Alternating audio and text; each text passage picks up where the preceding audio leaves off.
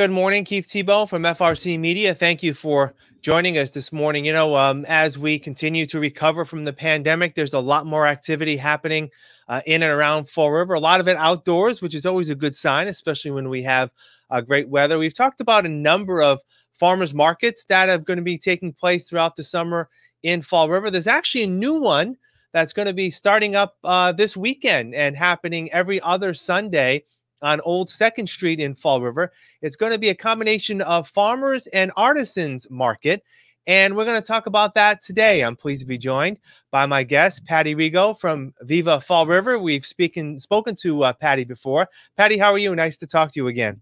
It's always nice to see you, Keith. Thank you for having me. So talk a little bit about how this Farmers and Artisan Market came about. Sure, absolutely.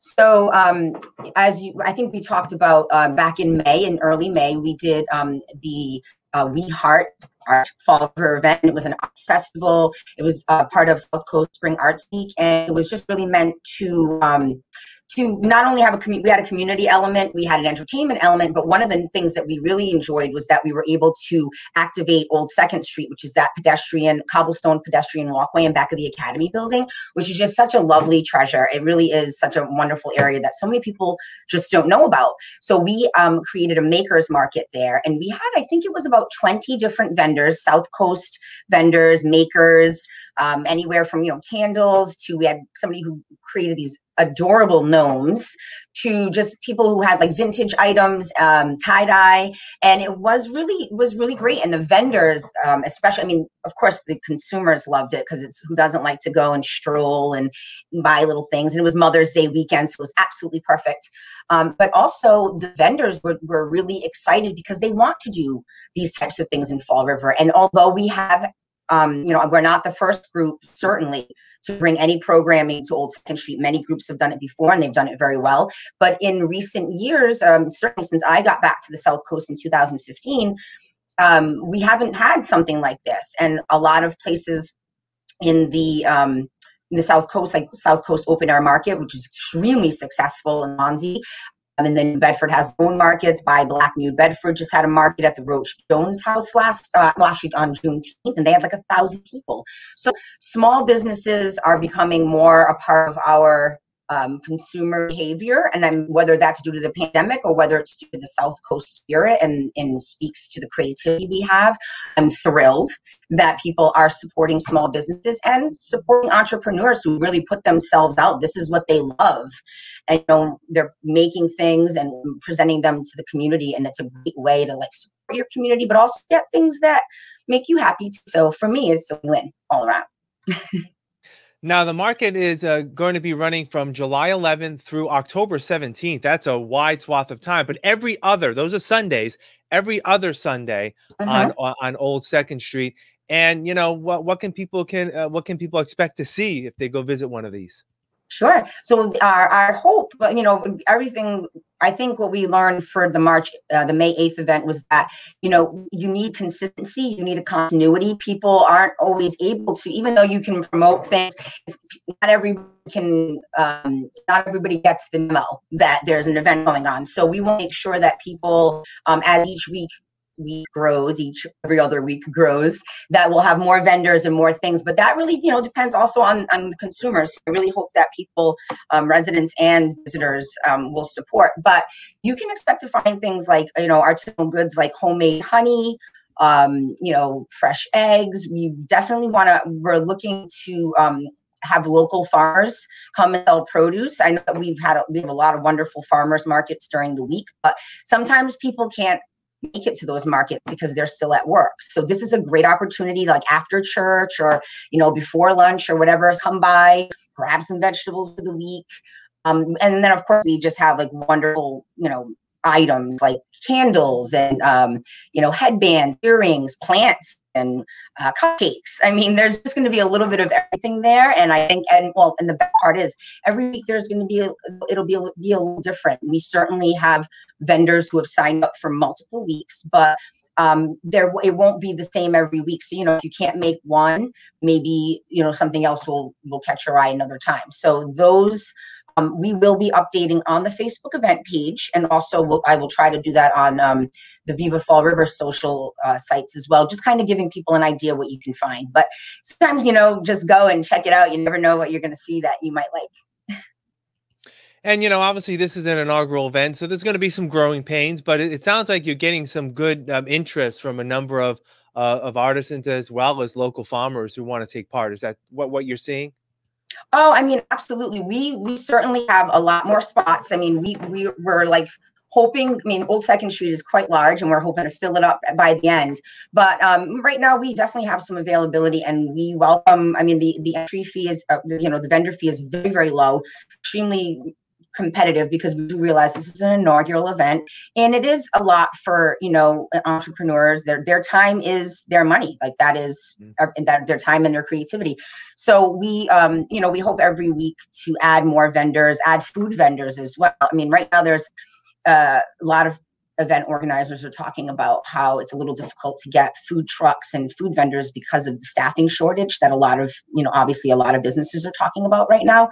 And that extends to this as well. But I mean, we're extremely open, and I invite people to, contact us either at vivafallriver@gmail.com, or on our flyer. We also have an email, I believe, that, and you can always contact us via Facebook as well. But, just send a note. We'll get back to you, and we'd love to have you. And, one thing to note is, you're not involved in this alone. The One South Coast Chamber is also involved, and the Fall River Arts and Culture Coalition, as well as, was it Crafty? I forgot the name of the local company. What is Crafty-ish? Tell us about that. Oh, I want to make two mentions. So I actually have an updated flyer that I will be posting online. The city of Fall River is also involved with us. They've been an incredible partner. I mean, there's a lot of people have ideas about things to do in the city, and I think all ideas should be, researched, but you have to work with the city and learn about how things work. And they've been so welcoming. I mean, right from the Department of Community Maintenance to facilities to the mayor's office.